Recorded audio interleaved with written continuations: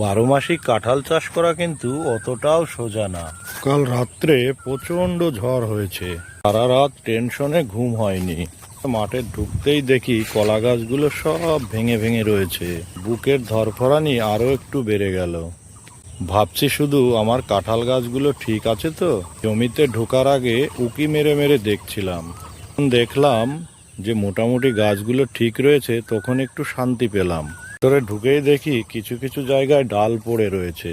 মোটা মোটা বাঁশ দিয়ে বেঁধেছিলাম, দেখুন বন্ধুরা, তারপরেও এরকম ভাবে অনেক কটা গাছই ভেঙে গেছে। এইভাবে করে মোটা মোটা বাঁশ দিয়ে বাঁধার পরেও যে গাছ এরকম ভাঙবে আমি একটু ভাবতেই পারিনি। এদিকটায় এসে দেখছি আর একটা কাঁঠালের ডালও ভেঙে পড়ে রয়েছে। এই যে দেখুন বন্ধুরা, গোড়াতে প্রচুর চারা বেঁধেছিলাম, তো চারাগুলো মোটামুটি ঠিকই রয়েছে।